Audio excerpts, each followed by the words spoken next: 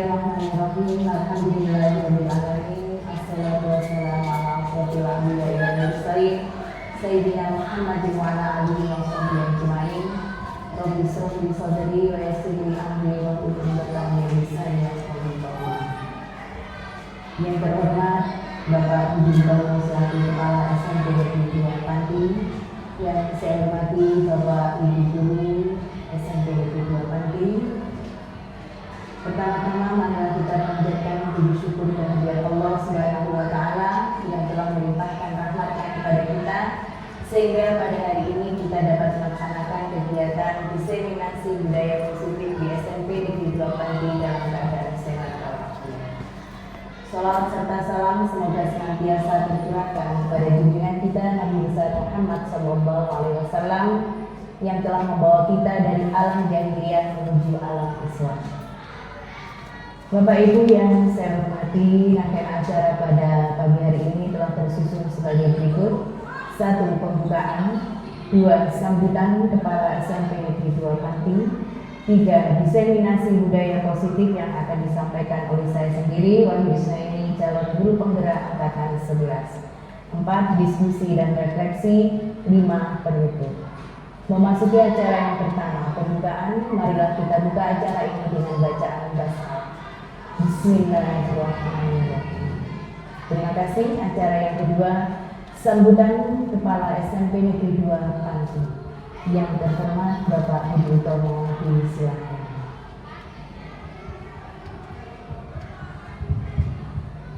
Bismillahirrahmanirrahim. Assalamualaikum warahmatullahi wabarakatuh. Waalaikumsalam warahmatullahi wabarakatuh. Yang saya hormati Bu Wahyu Isnaini SPD selaku calon guru penggerak angkatan 11 Kabupaten Jember. Yang saya hormati Bapak Ibu Guru SMP 2 Panti yang berbahagia. Syukur alhamdulillah pagi hari ini kita masih mendapatkan barokah sehat sehingga dapat mengikuti acara aksi nyata diseminasi budaya positif di SMPN 2 Panti dalam keadaan sehat walafiat.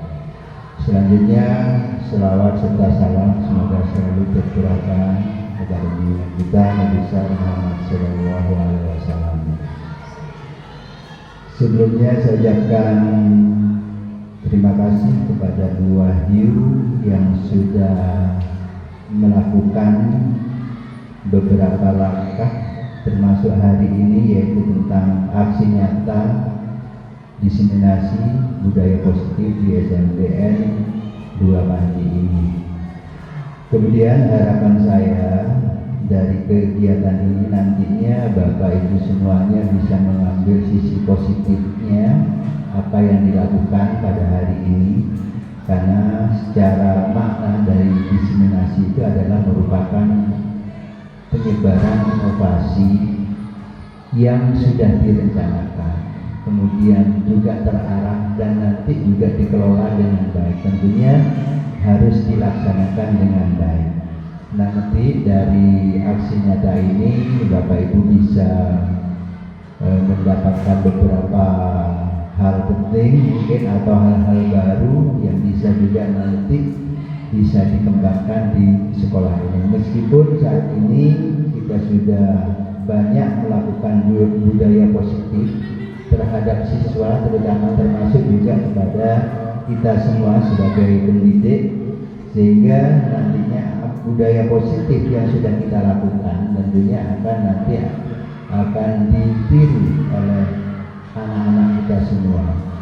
Jadi jika budaya positif itu hanya ditekankan kepada anak sedangkan kita tidak melakukan, tentunya hasilnya tidak akan optimal. Intinya kita harus memberikan contoh, memulai bagaimana menerapkan positif itu sehingga anak-anak tentunya bisa mengikuti apa yang sudah kita lakukan. Oleh karena itu di dalam aksi nyata ini kita bisa berdiskusi, barangkali ada hal-hal baru, ide-ide baru yang merupakan inovasi yang dapat kita terapkan di sekolah ini. Jadi itu saja mungkin Bapak Ibu, jadi mohon diikuti acara ini dengan baik, dengan kesepakatan-kesepakatan sehingga ada sesuatu yang kita dapatkan pada pelaksanaan hari ini. Itu saja, kurang lebihnya saya mohon maaf. Saya akhiri, wassalamualaikum warahmatullahi wabarakatuh. Disampaikan terima kasih. Acara selanjutnya, acara yang ketiga yaitu diseminasi budaya positif yang akan saya sampaikan sendiri. Om Bisna ini calon guru penggerak angkatan 11 Kabupaten Jember. Assalamualaikum warahmatullahi wabarakatuh. Bapak Ibu yang saya hormati, pada kesempatan kali ini saya akan berbagi tentang penyebaran budaya positif. Nah, sebelum kita masuk pada materi, mari kita ice breaking sejenak. Kepada Bapak Ibu mohon untuk berdiri, sebisa mungkin berpasangan.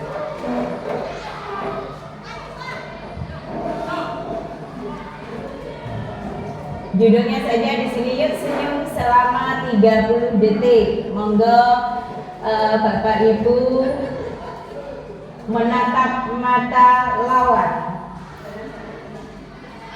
sambil tersenyum. Keluar gigi pun tidak apa-apa, boleh. Kita mulai dari sekarang.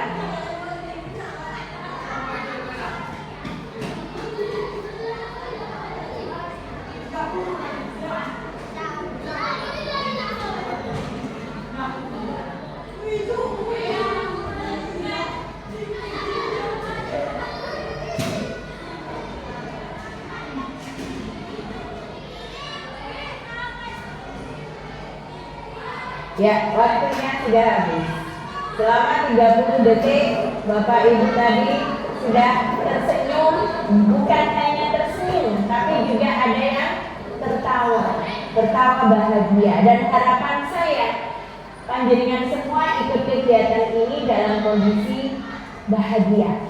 Jadi nggak ada perasaan terpaksa, jadi ada perasaan yang bahagia sehingga ada semangat untuk mengikuti kegiatan kita tadi. Baik, untuk materi kita yang pertama, kita akan buat kesepakatan dulu. Kesepakatan dalam forum diseminasi. Kita buat kesepakatan khusus pada kegiatan hari ini. Nah, di sini sudah saya beri contoh, yaitu mengikuti kegiatan sampai akhir. Kemudian yang kedua, menghargai pendapat orang lain. Masih tersisa 5 lagi untuk kesepakatan yang bisa kita ambil untuk kegiatan kali ini. Mungkin ada yang bisa memberikan pendapatnya untuk kesepakatan kita kali ini. Monggo, Bu Desna. Memahami materi yang akan disampaikan Mbak. Memahami materi. Baik, kesepakatan yang ketiga, memahami materi. Monggo, Bu Tutut. Fokus, tidak boleh ngelamun, katanya fokus, tidak boleh ngelamun, katanya Bu Tutut. Baik, berikutnya yang kelima. Bu Nani, gimana Bu Nani? Tidak boleh ngobrol. Berarti fokus juga ya pada kegiatan. Masih tersisa 2. Gimana Bu Desi? Tidak boleh mengantuk. Oh, tidak boleh ngantuk, tidak boleh ngantuk. Jadi kurang lebih 60 atau 90 menit ke depan nanti kita tidak boleh ngantuk, katanya Bu Desi. Berarti kita fokus untuk kegiatan kita 90 menit ke depan, fokus, tidak boleh ngantuk. Satu lagi, ada lagi satu, tidak. Oh, tidak boleh pegang HP, tidak boleh pegang. Pegang aja boleh kita, tidak boleh. Dipegang tidak boleh, apalagi dimainkan tidak boleh. Jadi itu beberapa kesepakatan kita untuk hari ini. Kita mengikuti kegiatan sampai akhir, menghargai pendapat orang lain, memahami materi, kemudian fokus pada kegiatan, tidak boleh ngantuk, tidak boleh pegang HP, HP dan mengikuti kegiatan ini dengan kondisi yang bahagia. Next Bu. Nah, untuk materi kita kali ini ada 7 sub yang akan saya sampaikan. Yang pertama adalah perubahan paradigma belajar. 2. Disiplin positif, motivasi perilaku manusia. 4. Kebutuhan dasar manusia. 5. Posisi kontrol restitusi. 6. Keyakinan kelas. Dan yang ke-7 adalah segitiga restitusi. Baik, untuk yang pertama kita mulai perubahan paradigma belajar. Nah, untuk mengetahui perubahan paradigma belajar, mari kita lakukan cobalah buka. Ya, cobalah buka. Apa itu cobalah buka? Mari panjenengan menggenggam tangan. Usahakan berhadapan, ada lawannya, berhadapan. Ya, berhadapan. Orang pertama sekarang yang menggenggam tangan. Orang kedua berusaha untuk membuka genggaman itu, entah dengan cara apa, sudah terserah panjenengan. Entah dengan cara memaksa, dengan kekerasan atau apapun sudah. Lebih-lebih tidak dengan kekerasan, terserah. Yang penting berusaha untuk membuka genggaman lawan. Sudah semua? Sudah deh? Oke, sekarang ganti orang kedua. Orang kedua yang menggenggam tangan.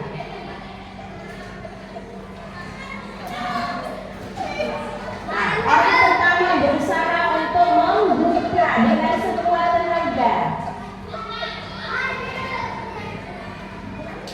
Tidak bisa ya berselisih, tidak bisa dibuka ya, tidak bisa. Tidak bisa dibuka. Baik, nah permainan kita selesai.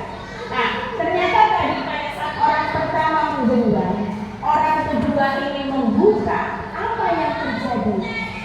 Bagaimana dengan genggamannya? Apakah dibuka tadi? Terbuka? Sudah. Begitu juga dengan orang kedua, saat menggenggam tangannya berusaha dibuka oleh orang pertama, ternyata tetap tidak bisa dibuka. Nah, apa yang bisa kita ambil pelajaran di sini?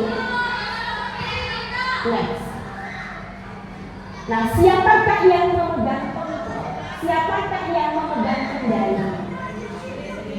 Siapa begitu? Diri sendiri. Juga sih di mana? Diri kita sendiri. Betul sekali. Jadi yang memegang kontrol atau kendali adalah diri kita sendiri. Kita sendiri yang memegang kontrol atas kepala tangan kita. Apakah kita akan membuka atau menutup kepala tangan kita? Itu tergantung pada diri kita masing-masing sesuai dengan kebutuhan dasar kita saat itu. Jadi ini teori kontrol untuk mempelajari perubahan paradigma belajar. Nah, teori kontrol yang dikemukakan oleh Dr. William Glasser di sini meluruskan beberapa miskonsepsi yang terjadi dan kehidupan kita sehari-hari, terutama saat pembelajaran dengan siswa. Nah, miskonsepsi yang pertama adalah ilusi guru mengontrol murid. Apakah kita itu mengontrol murid tugasnya? Tidak, kan? Kita nggak boleh memaksa anak melakukan sesuatu yang sebenarnya dia nggak suka untuk melakukan. Nggak bisa memaksa. Tapi secara alami orang akan melihat bahwa kita itu mengontrol anak. Karena apa? Karena anak itu menyediakan dirinya untuk dikontrol oleh guru. Jadi sebenarnya kita nggak mengontrol mereka. Mereka sendiri yang menyiapkan diri, mempersiapkan dirinya untuk kita kontrol. Konsepsi yang pertama. Yang kedua, ilusi bahwa semua penguatan positif efektif dan bermanfaat. Nah, penguatan positif bisa berupa bujukan. Anak-anak disuruh untuk melakukan kegiatan ini. Ya. Tapi sebenarnya anak tidak mau. Nah, kalau kita bujuk terus-menerus, mungkin saat itu dia mau, tapi lama-lama dalam waktu yang tidak bisa kita tentukan, suatu saat anak itu akan merasa bosan. Nah, kalau sudah merasa bosan, berarti di situ tidak efektif lagi dan tidak bermanfaat. Berikut yang ketiga, Ilusi bahwa kritik membuat orang bersalah dapat menguatkan karakter. Coba anak-anak kita setiap hari kita marahi, kita kritik, apakah justru menguatkan karakter mereka? Tidak, justru anak itu akan merasa dirinya lebih buruk keadaannya.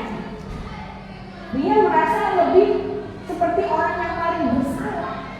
Jadi justru dia karakternya tidak kuat. Itu miskonsepsi yang kedua. Miskonsepsi yang keempat adalah ilusi bahwa orang dewasa memiliki hak untuk memaksa. Sering kita beranggapan karena usia kita lebih dewasa, maka kita bisa menyuruh apapun kepada yang usianya lebih muda. Padahal tidak demikian. Justru dengan memaksa, anak-anak tidak akan melakukan kegiatan itu dengan baik karena ada perasaan berpaksa. Nah, ini beberapa miskonsepsi yang dikemukakan oleh Dr. William Glasser. Next. Nah, dari teori kontrol William Glasser muncullah stimulus respon menjadi stimulus kontrol. Nah, di sini Stephen R. Covey mengemukakan bahwa bila kita ingin membuat kemajuan perlahan, sedikit-sedikit, ubahlah sikap atau perilaku Anda. Namun, bila kita ingin memperbaiki cara-cara utama kita, maka kita perlu mengubah kerangka acuan kita. Ubahlah bagaimana Anda melihat dunia, bagaimana Anda berpikir tentang manusia. Ubahlah paradigma Anda, skema pemahaman dan penjelasan aspek-aspek tertentu tentang realitas. Nah, ini yang harus dirubah. Jadi, menurut Stephen R. Covey ini harus dirubah paradigma yang salah tadi harus kita ubah.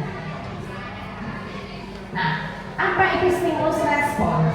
Nah, di sini muncul realitas yang ada, kebutuhan kita. Awalnya itu dikatakan adalah kebutuhan yang sama, padahal tidak demikian.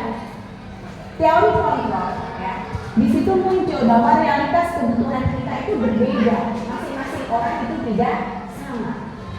Yang kedua, semua orang melihat hal yang sama. Jadi teori kontrolnya, setiap orang memiliki gambaran yang berbeda. Contohnya tadi kita diskusi masalah kesepakatan tadi, berbagai macam versi jawaban berbeda salah satu dengan yang lain. Yang ketiga, kita mencoba mengubah orang agar berpandangan sama dengan kita. Nah, sementara teori kontrolnya adalah kita berusaha memahami pandangan orang lain tentang dunia. 4. Perilaku buruk dilihat sebagai suatu kesalahan. Di teori kontrol, semua perilaku pasti memiliki tujuan. Jadi kita melakukan sesuatu itu pasti ada tujuannya. Nah, orang lain bisa mengontrol saya, tapi apa tadi yang kita lakukan? Bahwa hanya kita sendiri yang bisa mengontrol diri kita, bukan orang lain. Nah, yang berikutnya adalah saya bisa mengontrol orang lain, Anda tidak bisa mengontrol orang lain. Dan pemaksaan ada pada saat bujukan gagal. Dan teori kontrolnya adalah kolaborasi dan konsensus menciptakan pilihan-pilihan baru. Jadi kita harus banyak berkolaborasi, bekerja sama, berinteraksi dengan teman kita, teman sejawat, sesama satu rumpun mata pelajaran. Jadi harus banyak berkolaborasi. Baik, itu yang masalah perubahan paradigma belajar. Sekarang yang kedua adalah disiplin positif. Nah, dari kata-katanya saja disiplin. Apa itu disiplin? Mungkin ada yang bisa menjelaskan apa itu disiplin. Monggo Bu Desna.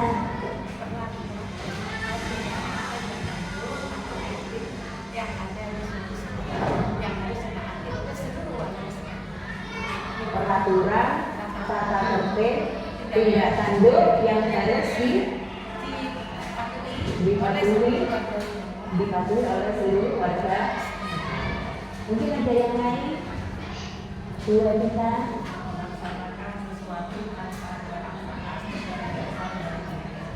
melaksanakan sesuatu tanpa paksa, dan dia berasal dari dirinya sendiri.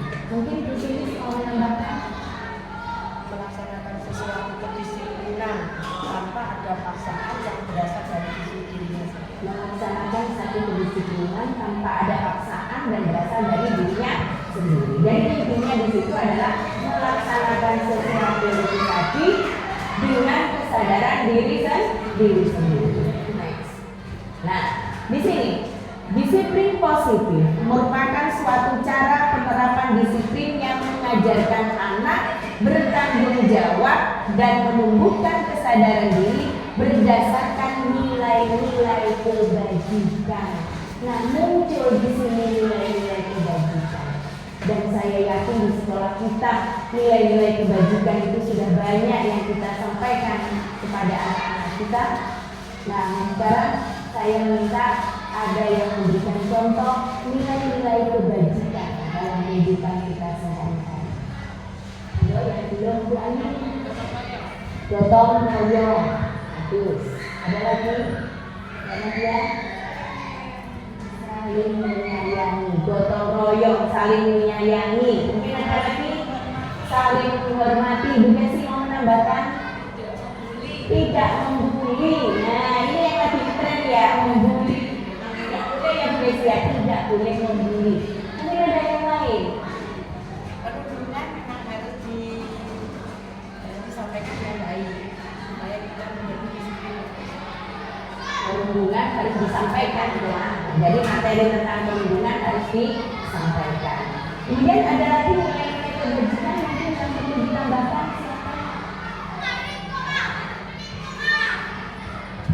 Ada lagi kita berkolaborasi tadi masuk nilai kebajikan tidak? Saling menghargai. Nilai kebajikan yang lain, toleransi masuk juga. Nah, tadi sudah banyak nilai-nilai kebajikan yang sudah disebutkan.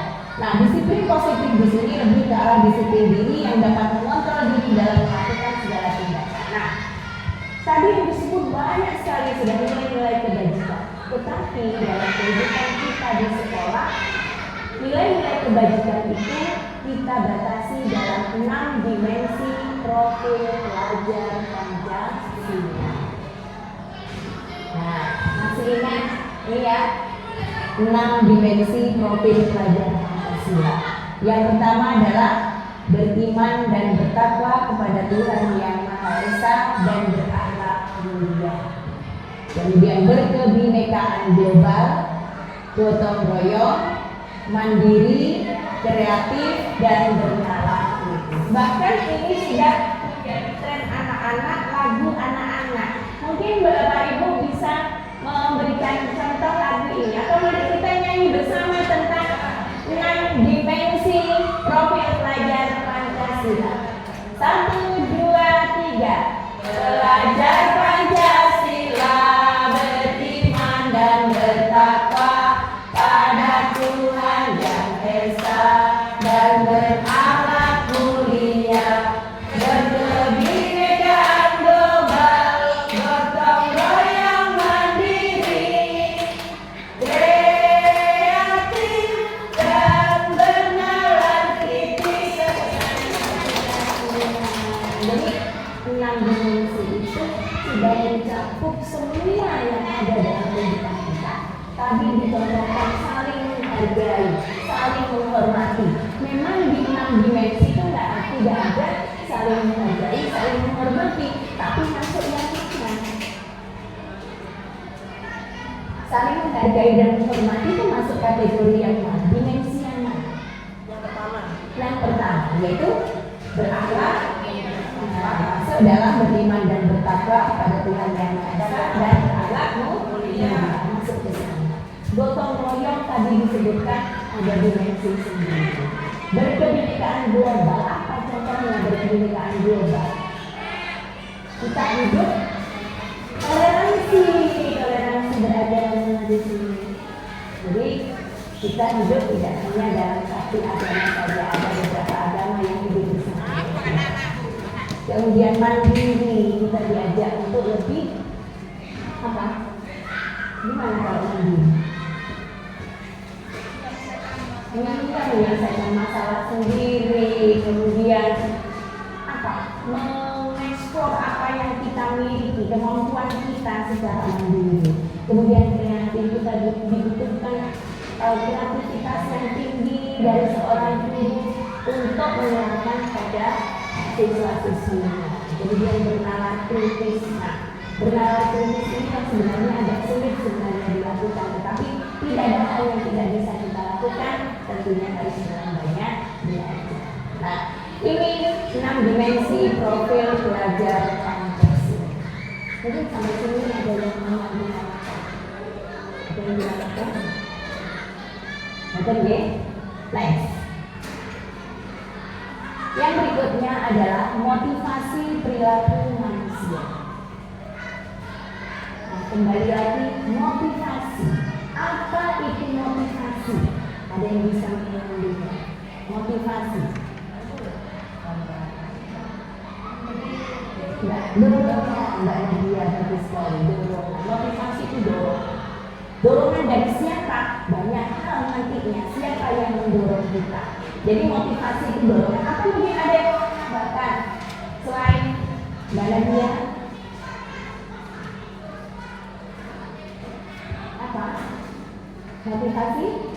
Motivasi itu adalah betul yang disampaikan tadi, bahwa motivasi itu adalah dorong. Nah, sama dengan panjenengan semua datang ke sekolah. Apa motivasi panjenengan datang ke sekolah? Coba saya pengen Bu Tisna. Bu Tisna datang ke sekolah, apa motivasinya?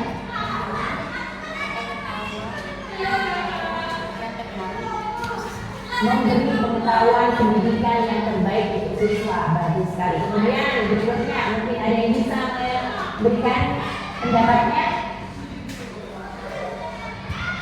Apa motivasi panjenengan datang ke sekolah? Mendidik. Apakah karena takut dimarahi oleh bapak kepala sekolah? Tidak. Apakah takut nanti bapak hukuman? Tidak. Tapi karena apa di sini? Karena tanggung jawab kita. Kita punya tanggung jawab yang besar untuk mendidik anak bangsa. Anak bangsanya menunggu di sekolah sementara kita masih di rumah. Bagaimana sekolah? Tidak bisa. Nah, berikut motivasi perilaku pada manusia itu ada beberapa macam. Yang pertama adalah untuk menghindari ketidaknyamanan atau hukuman.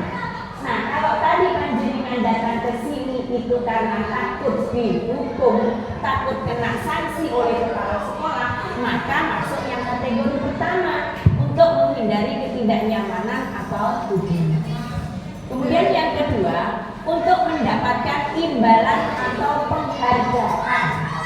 Apakah panjenengan datang ke sekolah itu karena pengen dapat hadiah dari kepala sekolah, atau siapa yang datang paling pagi nanti dapat hadiah?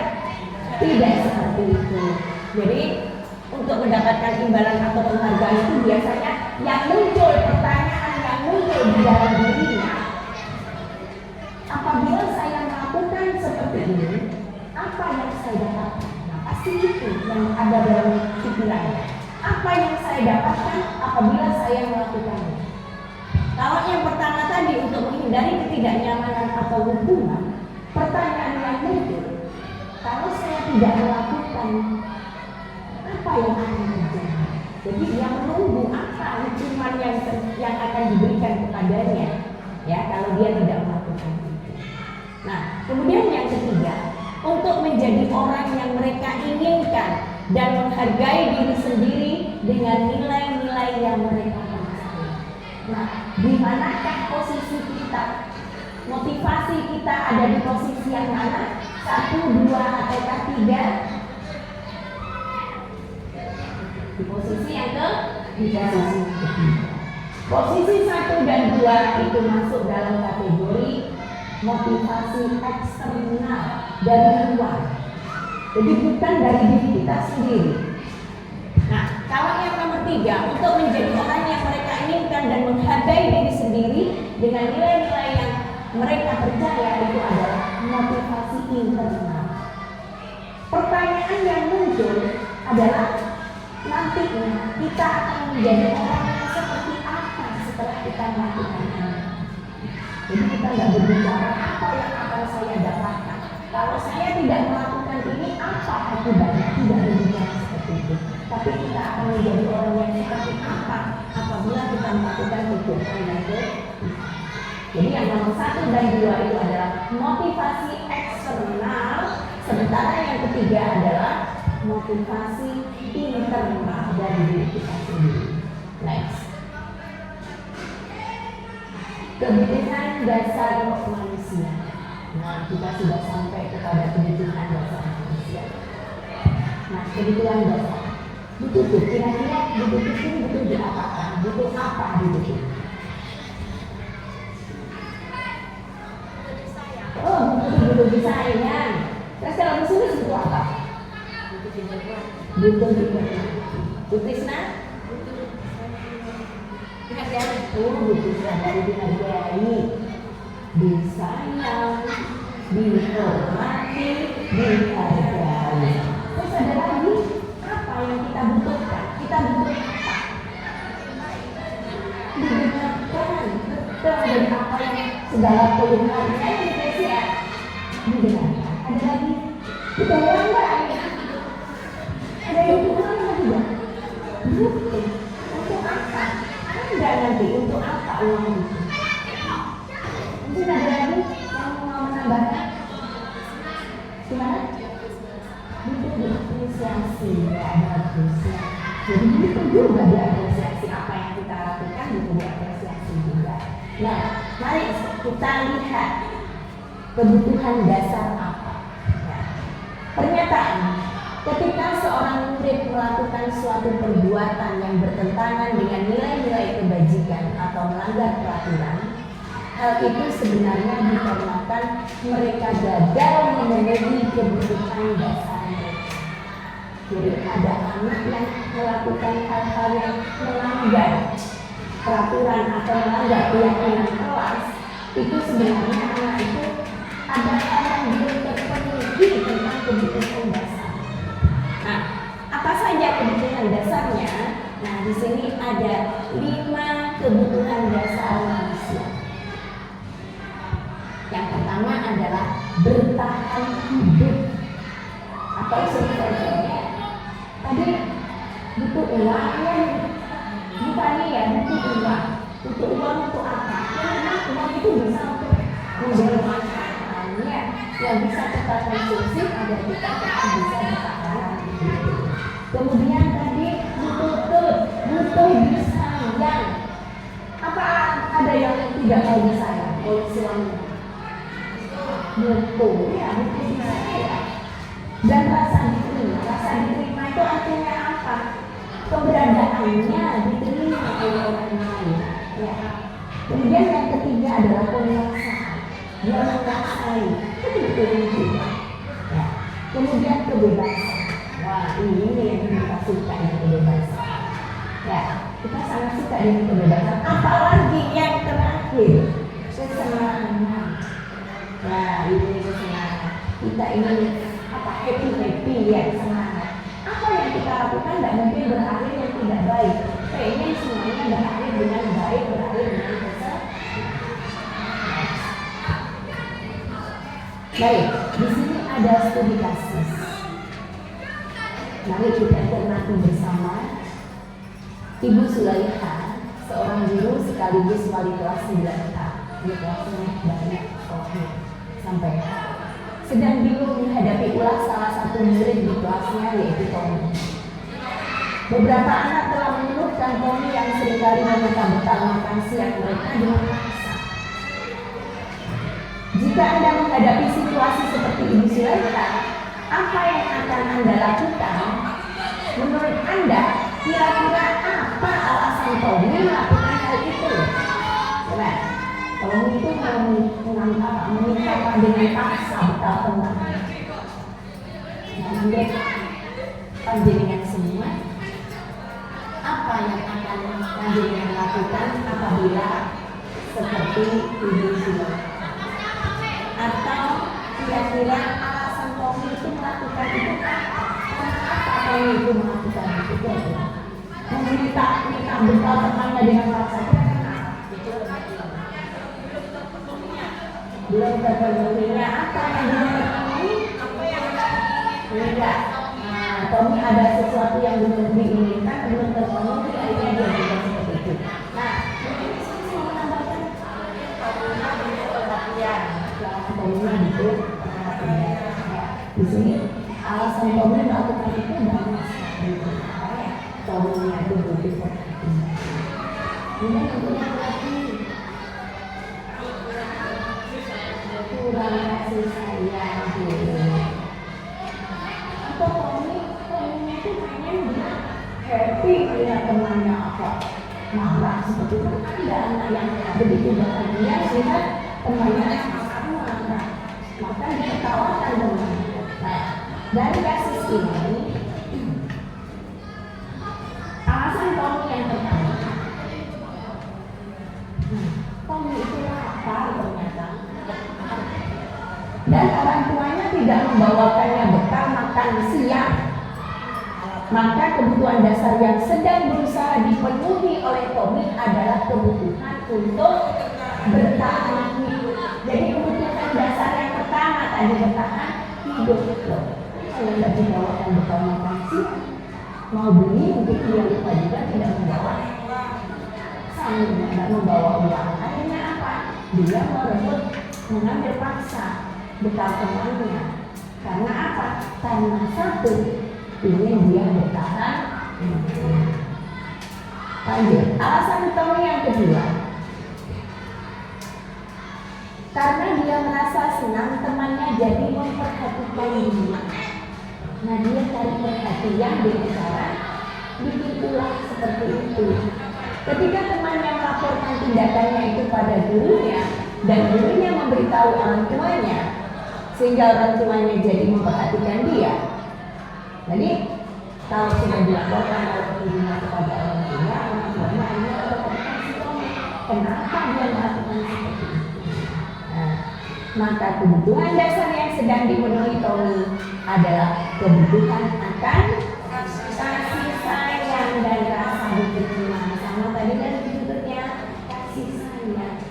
Mungkin orang tuanya di rumah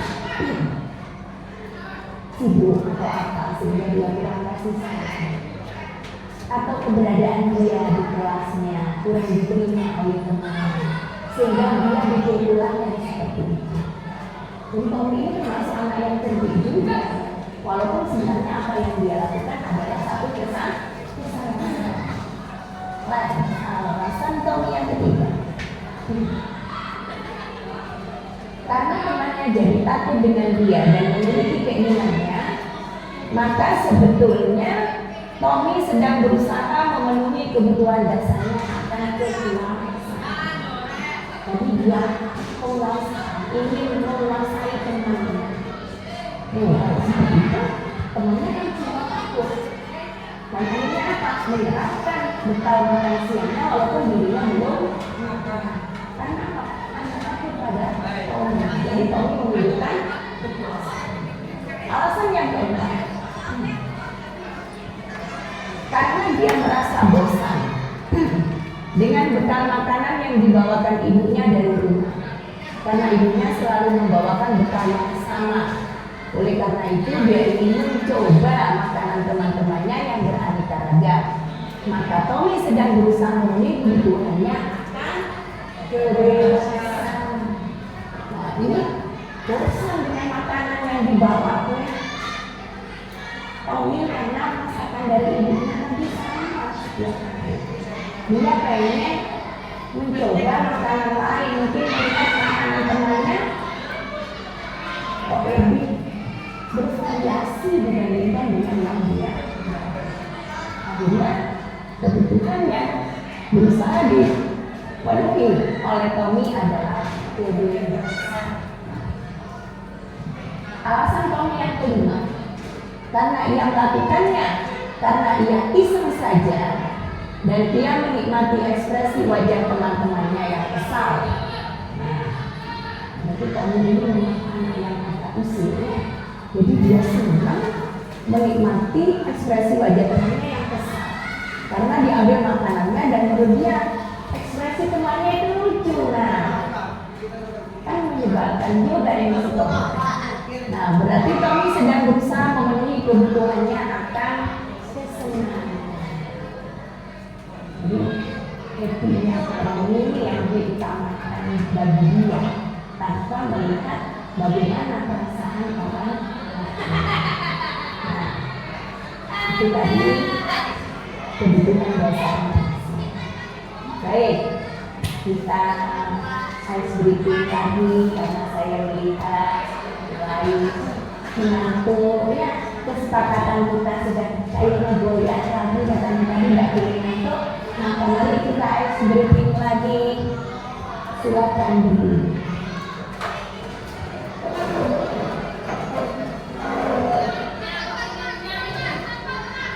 Apa yang kita lakukan? Yang pertama adalah berhadapan, harus ada temannya. Berhadapan belakang saja boleh. Nah, Pak mungkin bisa membantu hubungan ini Pak Mungkin. Nah, berhadapan seperti itu. Ambil kesepakatan siapa yang bertindak sebagai si hitam dan si hijau. Hitam dan hijau. Silakan siapa yang hitam, siapa yang hijau. Kalau butuh hitam atau yang hijau adalah ya ya. Baik, kalau saya bilang hitam, maka si hitam akan mengangkat tangan si hijau. Maka si hijau bagaimana? Apakah dia mau ditangkap atau dia berkulit terserah? Ya, oke siap. Baik. Persiapan. Hijau.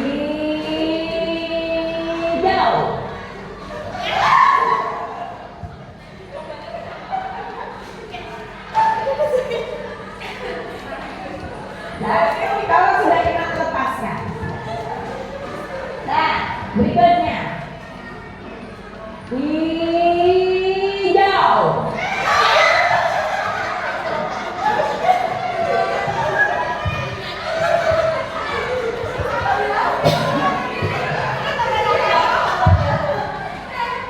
Gimana lanjut?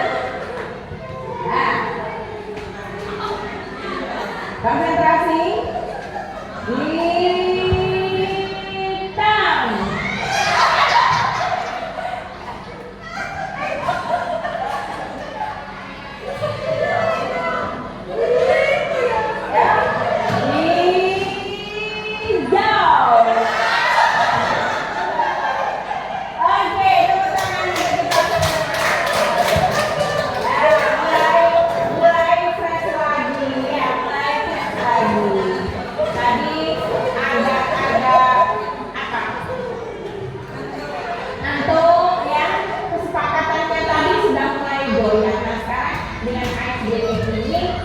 Semoga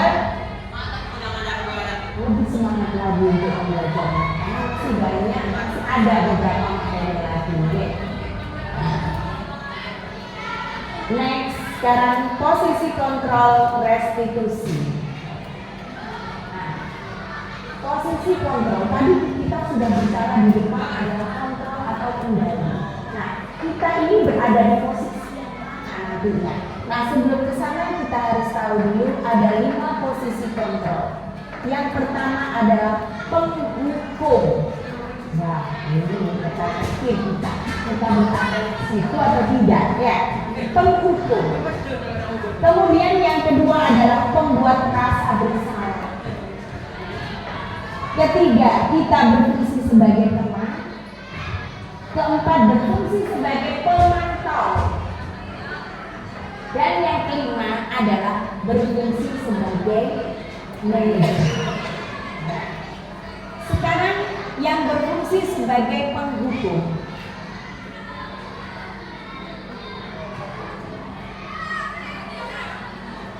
Untuk berfungsi sebagai penghukum di sini sebenarnya adalah identitas yang gagal. Jadi perilaku kontrolnya itu ada yang negatif. Karena apa? di situ guru berbuat menghardik, ya.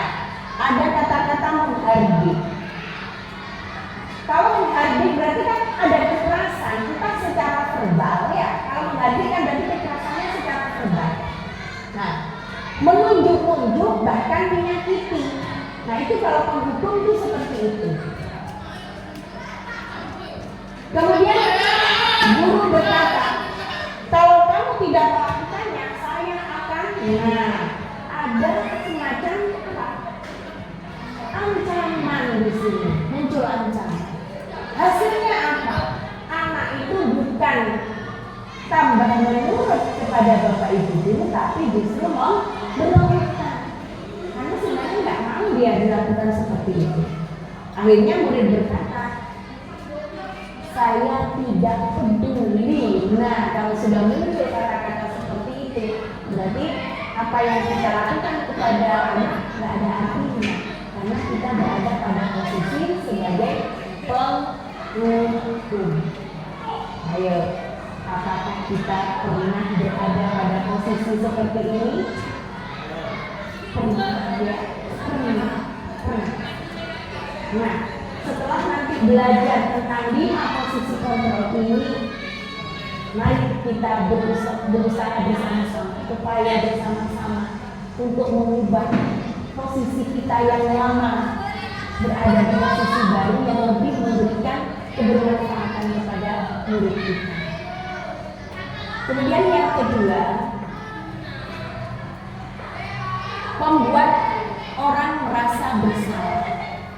Nah, kalau membuat orang merasa bersalah ini, gurunya bercanda. Kamu yang bilang ini anak merasa bersalah. Dia nggak bisa melakukan pembelaan karena dikejar dengan berbagai pertanyaan. Bahkan dikejar dengan berbagai segmen dari guru tersebut. Kemudian kamu sudah mengecewakan bapak ibu guru. Kalau sudah muncul seperti itu, tentunya anak akan merasa bersalah. Bingung kan anak-anak tadi? Mau apa saya kalau saya dibuat seperti ini? Nah, akhirnya hasilnya apa? Menyembunyikan, menyangkal, dan berbohong. Nah, itu yang muncul. Akhirnya anak-anak mencari alasan agar dia tidak diperlakukan seperti tadi. Ini apa berbohong, tidak sesuai dengan realita yang ada. Alasan sebenarnya itu bukan seperti itu. Dan hasilnya adalah murid berkata, maafkan saya, bisanya hanya seperti itu, tapi dia tidak bisa melakukan. Dampak pada murid adalah rendah diri, merasa gagal, dan tidak bekerja. Kaitannya dengan dunia yang berkualitas, murid meletakkan guru di dalam dunia berkualitas. Jadi hanya guru yang berada dalam dunia berkualitas, padahal murid juga harus berada dalam dunia berkualitas. Next, agak ke bawah duitnya. Naik lagi ke atas. Kemudian yang ketiga, posisi kita sebagai teman. Nah, kalau posisi kita sebagai teman inilah yang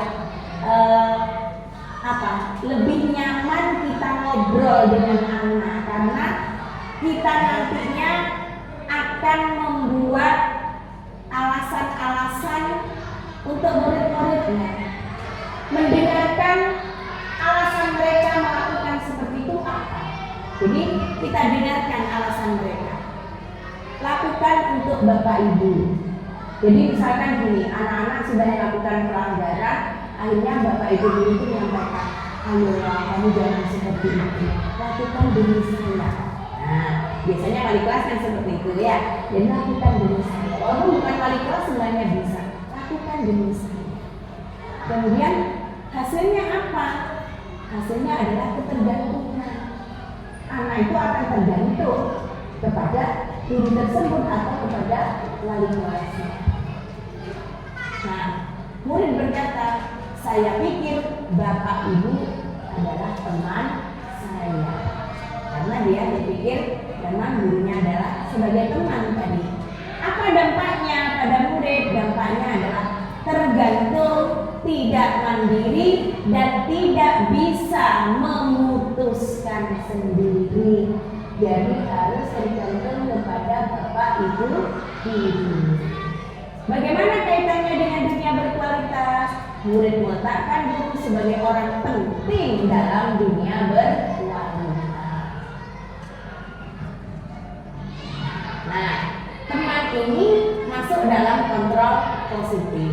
Kemudian yang keempat adalah pemantau. Kalau pemantau di sini dia hanya menghitung dan mengukur apa yang dikatakan oleh guru. Yang dikatakan adalah apa peraturannya, apa konsekuensinya, apa yang telah kamu lakukan, dan apa yang terjadi. Nah, itu apa yang disampaikan oleh guru dengan posisi sebagai pemantau. Hasilnya apa? Hasilnya adalah menyesuaikan bila dia diawasi. Murid akan berkata, saya akan dapat berapa bintang kalau melakukan ini. Berarti anak itu membutuhkan apa? Penghargaan, untuk diberi hadiah. Apa dampaknya? Dampaknya adalah menitik beratkan pada dampak pada diri sendiri, mendapatkan hadiah atau mendapatkan hukuman.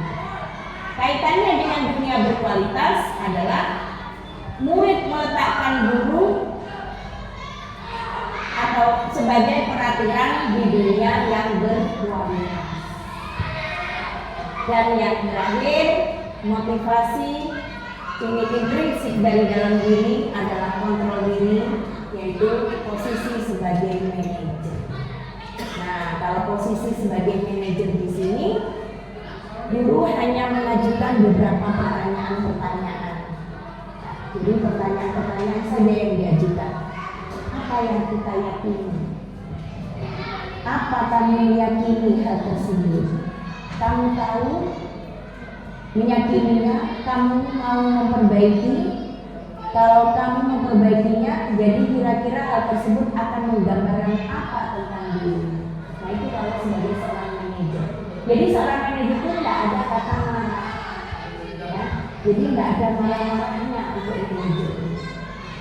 Jadi dia hanya istilahnya melihat kejadiannya, kemudian mengaitkan dengan apa yang dia lakukan. Nah, itu sebagai manajer. Kemudian dampak pada murid, mengevaluasi diri, bagaimana menjadi diri yang lebih baik. Murid akan berkata, bagaimana caranya agar saya bisa memperbaiki keadaan.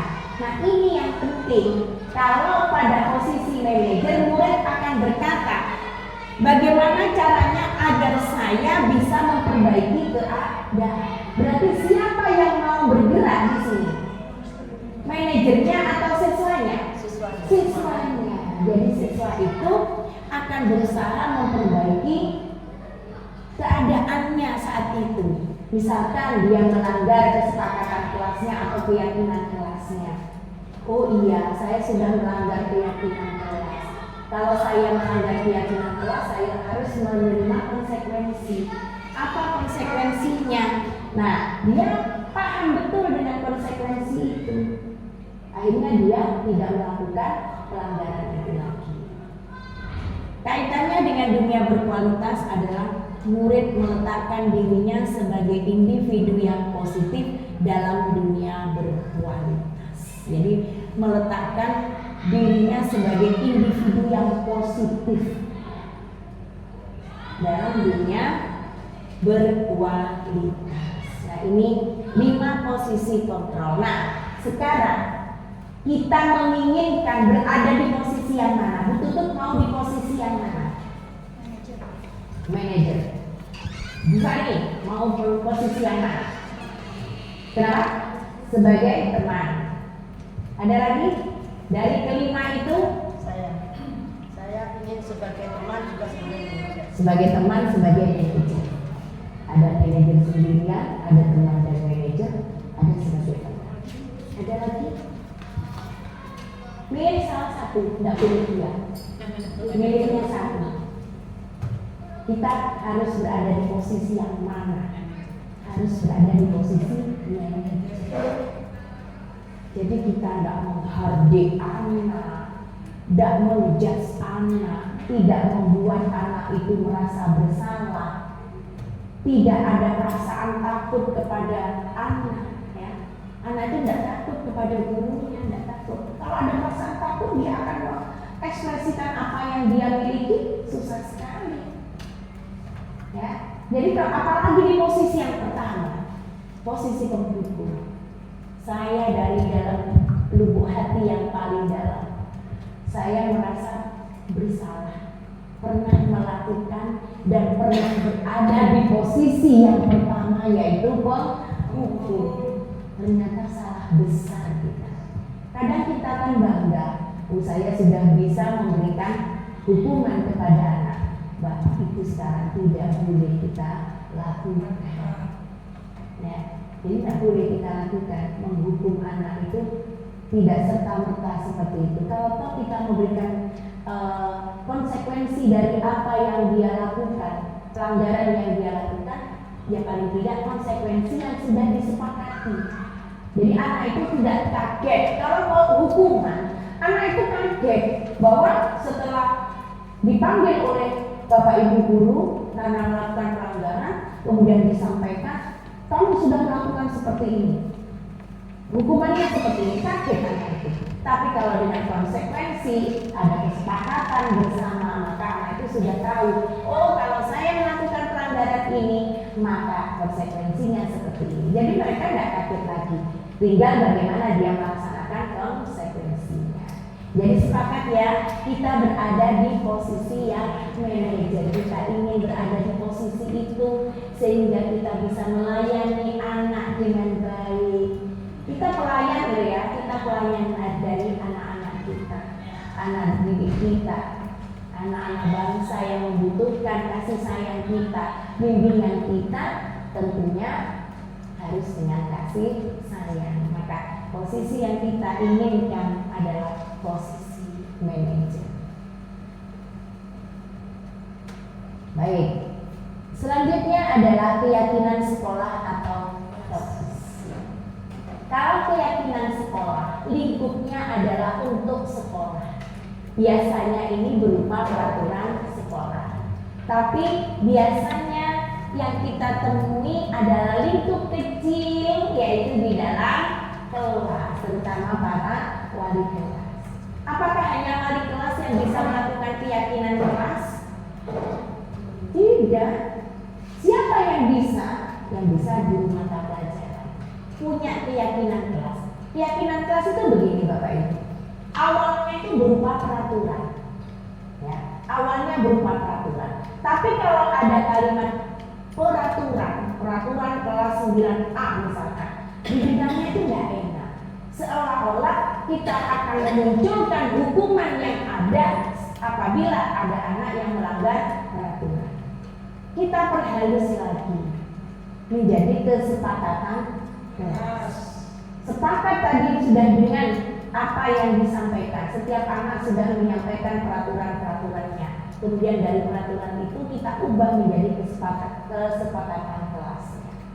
Dari kesepakatan kelas kita ubah lagi menjadi keyakinan kelas. Dengan cara apa? Dengan cara memberitahu konsekuensinya apabila anak tersebut melanggar. Kalau sudah tahu konsekuensinya, seperti yang saya sampaikan tadi, anak itu nggak akan kaget sudah. Oh saya tahu.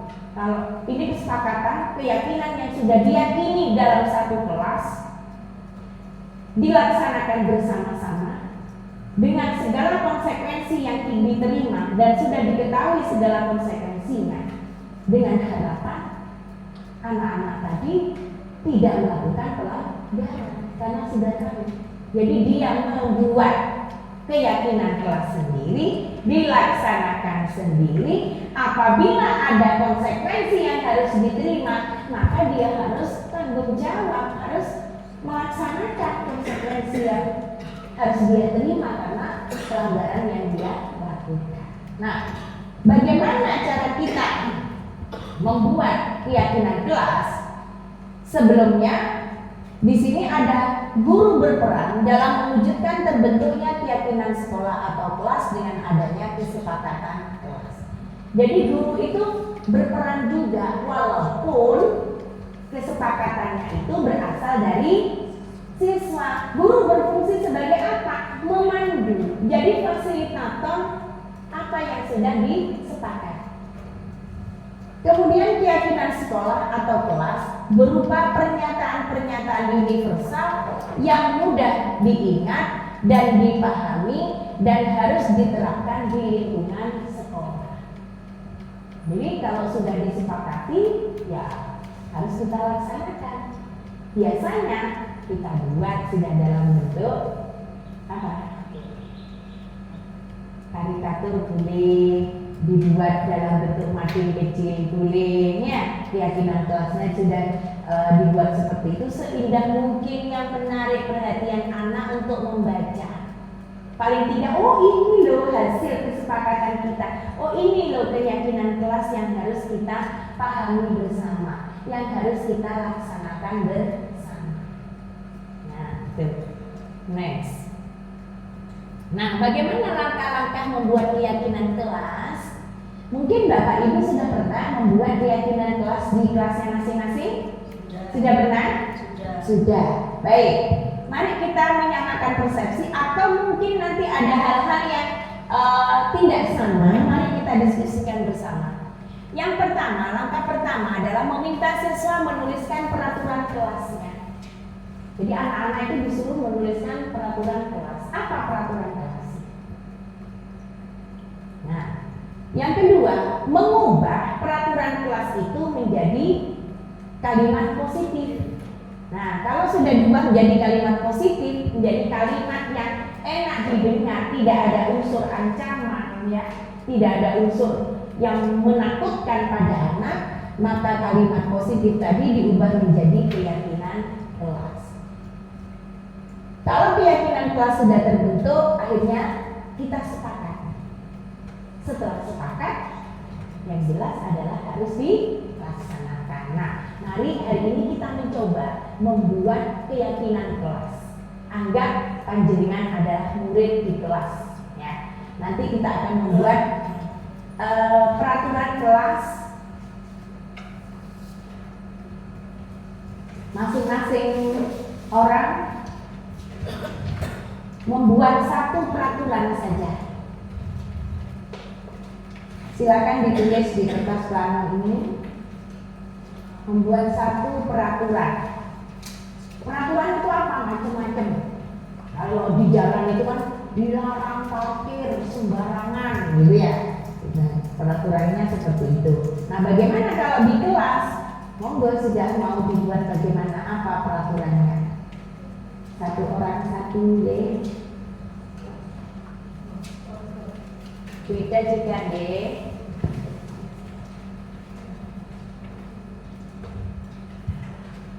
Nah, kalau sudah, nanti silahkan ditempel di papan ini.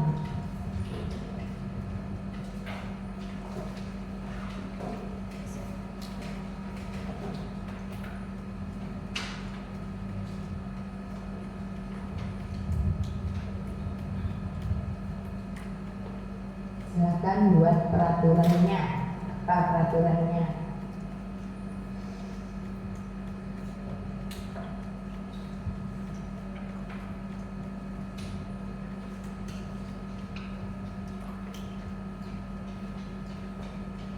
Yang sudah, mari silakan ditempel.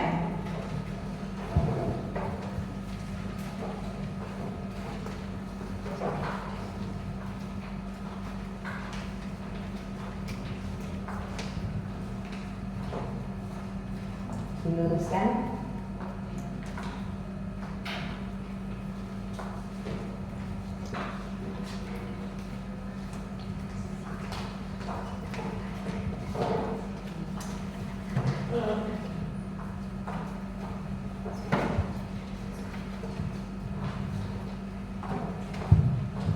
Ya, sudah. Masih ada lagi? Sudah 10 nih, ada 11. 10. 1, 2, 3, 4, 5, ya 10.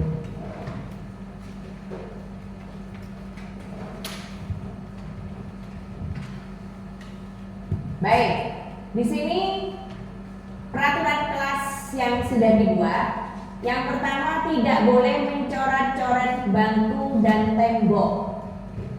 Kemudian yang kedua, tidak usil saat pelajaran. 3, dilarang mengejek dengan nama orang tua. 4, tidak boleh buang sampah sembarangan di kelas. 5, tidak boleh membuli sesama teman. 6, melaksanakan piket sesuai jadwal. 7, menjaga kebersihan kelas. 8, tidak boleh datang terlambat. 9, dilarang membuang sampah sembarangan di dalam kelas. Dan yang 10, dilarang mencemooh teman. Nah, kalau saya perhatikan di sini ada 2 peraturan yang sama. Tidak boleh buang sampah sembarangan dan dilarang membuang sampah sembarangan. Nah, dari peraturan ini mari kita buat kalimat yang positif. Jadi tidak ada kata tidak boleh, dilarang. Jangan membuat kalimat yang seperti itu. Jadi untuk kalimat positif itu kalimat yang sekiranya tidak ada ancaman, ya, tidak ada rasa takut kepada anak. Jadi peraturannya sekarang kita ubah menjadi keyakinan kelas. Jadi dari menjadi kalimat positif. Nah, tadi tidak boleh mencoret-coret bangku dan tembok. Kira-kira kalimat positifnya apa? Menjaga kebersihan kelas, ya, menjaga kebersihan kelas. Kemudian yang kedua, tidak usil pada teman saat pelajaran. Bagaimana? Menghargai atau menghormati sesama teman, ya, menghormati. Tidak usil ini, ya, menghormati sesama teman. Kemudian dilarang mengejek dengan nama orang tua.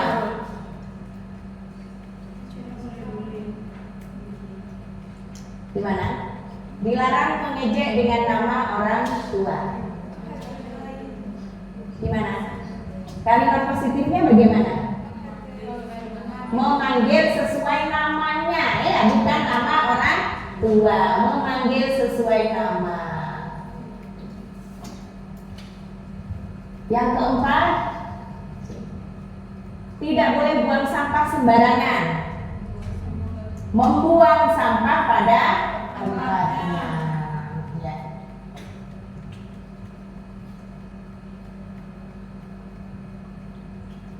Yang kelima. Kemudian yang keenam,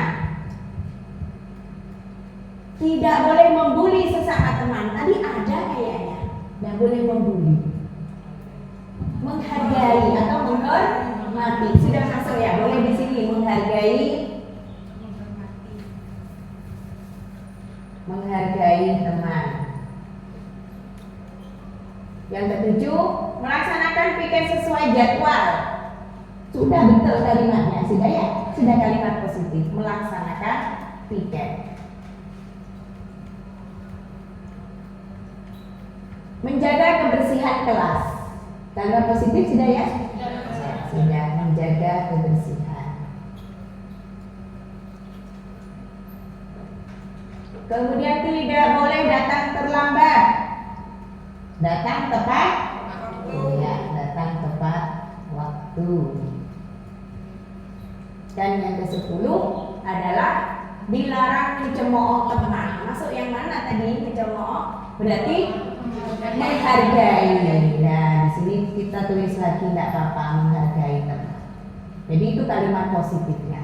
Jadi di sini ada 10 peraturan, maka ini dirubah menjadi 10 kalimat positif. Nah, dari 10 kalimat positif inilah nantinya yang akan kita jadikan keyakinan kelas. Nah, kalau ada yang sama, maka tulis salah satu saja. Contoh di sini menghormati ada, kemudian di sini menghargai dan menghargai, maka cukup ditulis satu saja. Jadi ada 2 keyakinan atau kalimat positif yang sama, maka harus ditulis satu saja untuk dijadikan sebagai keyakinan. Nah, kalau ini semua keyakinan kelas sudah ada, sudah disepakati, maka harus kita laksanakan. Dan apabila itu nanti tidak dilaksanakan, ya tentunya harus menerima konsekuensi dari kesepakatan yang telah dibuat tadi. Apa konsekuensinya tergantung dari kesepakatan kita. Paham ya untuk keyakinan kelas ya? Jadi nanti Bapak Ibu bisa mencoba membuat untuk kelasnya masing-masing atau kesepakatan atau keyakinan kelas yang bisa diterapkan khusus untuk mata pelajaran Bapak Ibu. Ya. Baik, berikutnya yang terakhir adalah next. Ini gambarnya, ini gambar. Mau dibikin seperti ini boleh, ya, biar menarik boleh. Next.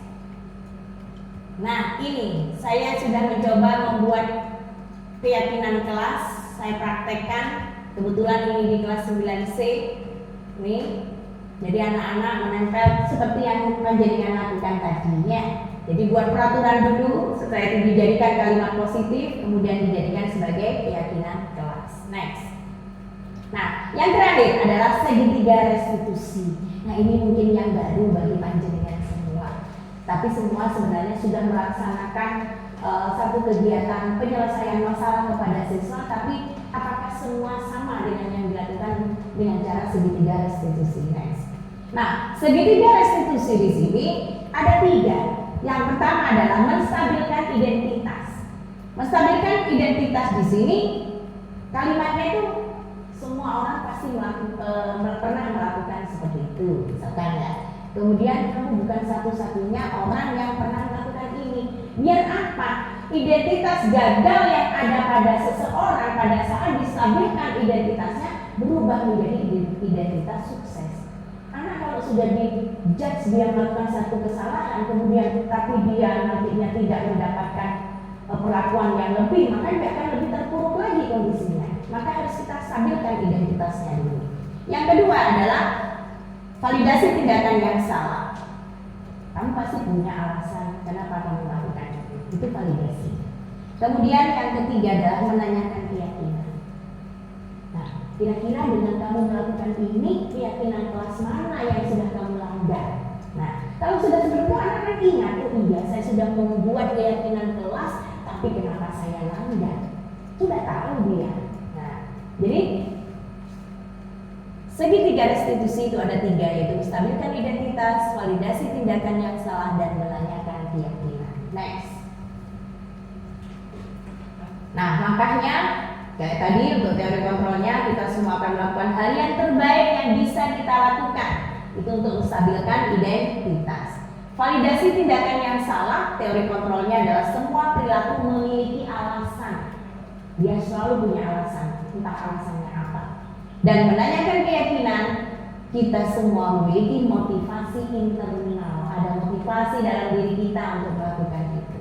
Next. Nah, di sini contoh-contoh kalimat untuk menstabilkan identitas. Berbuat salah itu tidak apa-apa. Tidak ada manusia yang sempurna. Nah, itu kan identitas gagalnya pada anak itu berubah menjadi identitas sukses. Next. Yang slide berikutnya, validasi tindakan yang salah. Padahal kamu bisa melakukan yang lebih buruk dari ini ya, tapi kamu tidak melakukan itu. Nah, itu validasi. Kamu punya alasan melakukan itu. Ini kalimat-kalimatnya yang bisa kita sampaikan kepada anak untuk melakukan validasi tindakan yang salah. Next, menanyakan keyakinan. Nah, apa nilai-nilai umum yang telah kita sepakati? Nah, di sini apa bayangan kita tentang kelas yang ideal? Nah, kalau ada anak yang melakukan pelanggaran di situ, otomatis akan muncul dalam ingatan tanya, oh iya saya sudah melakukan satu pelanggaran padahal saya sudah melakukan satu kesepakatan. Nah berarti harus ditanyakan nih gimana keyakinan mana yang dia langgar, itu harus ditanyakan kepada si anak. Ini adalah langkah restitusi atau segitiga restitusi yang terakhir, yang ketiga adalah menanyakan keyakinan. Next, ini adalah contoh Bapak Ibu, saya melakukan demonstrasi kontekstual dengan membuat satu penyelesaian masalah kepada anak yang ban motornya dikempesi oleh salah seorang temannya. Dia marah, dia nggak bisa bawa motornya karena nggak bisa naik motornya karena banyak kempes. Akhirnya apa? Dia akhirnya apa? Jalan kaki bawa motornya dengan jarak yang lumayan jauh. Akhirnya apa? Dia marah kepada temannya, menendang kursi yang ada di dekatnya. Nah itu pelampiasannya. Karena apa? Karena dia marah kepada temannya diperlakukan seperti itu. Nah itu untuk segitiga restitusi yang sudah pernah saya lakukan. Nah sampai saat ini ada yang sudah melakukan segitiga restitusi? Saya yakin ada, cuman mungkin nggak semua langkah dilakukan atau hanya berhenti di menstabilkan identitas atau sampai di 2, belum sampai ketiga. Nggak mungkin langsung menanyakan keyakinan, kemungkinan seperti itu sulit. Pasti satu langkah pertama. Nah, baik. Ini materi yang bisa saya sampaikan pada kesempatan kali ini. Mungkin dari panjenengan ada yang mau ditanyakan, silakan. Mungkin ada yang mau ditanyakan, monggo ditulis. Apakah semua masalah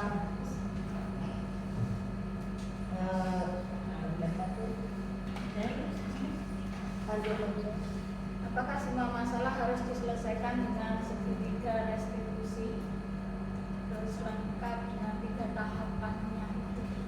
Nah, baik. Apakah setiap masalah itu harus diselesaikan dengan segitiga restitusi dengan 3 tahapan yang lengkap?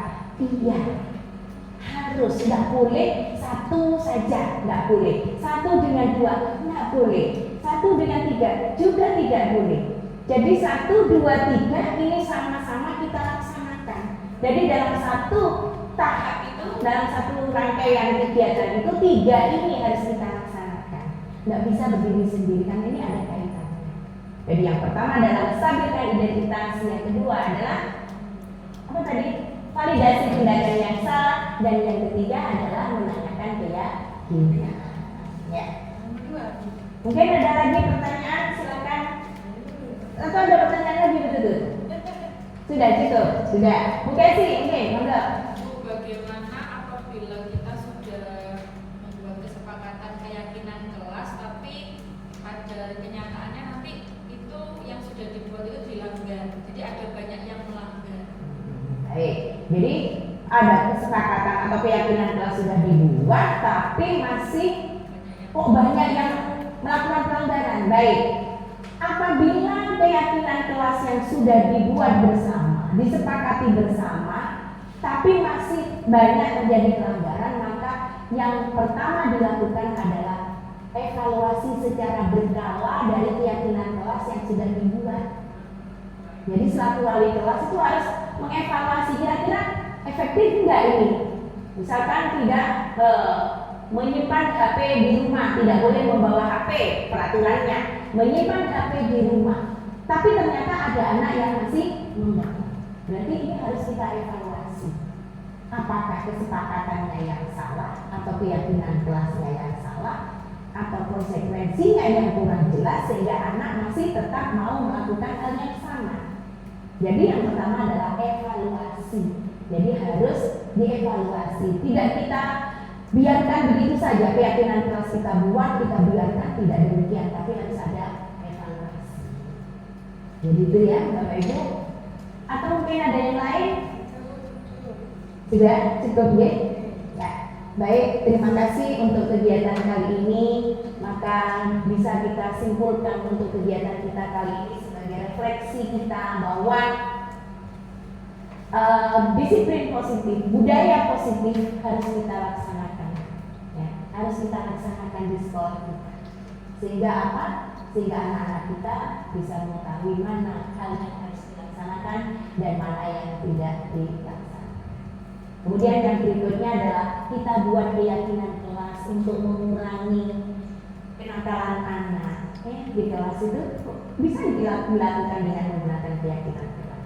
Dan yang ketiga adalah segitiga restitusi yang harus kita jalankan, tidak boleh terputus satu saja atau satu dengan dua atau satu dengan tiga, tapi tiga-tiganya kita laksanakan dalam satu masalah. Dan ada yang lagi kita tadi pengen seperti apa, posisi kontrol kita seperti apa tadi? Nah, kita harus menjadi atau berada di posisi kontrol seorang manajer. Demikian pemaparan materi saya tentang budaya positif sebagai wujud aksi nyata kegiatan budaya positif di SMP Negeri 2 Kanti. Kurang lebihnya saya mohon maaf. Marilah kita tutup kegiatan ini dengan bacaan hamdalah bersama-sama. Terima kasih, selamat siang dan wassalamualaikum warahmatullahi wabarakatuh.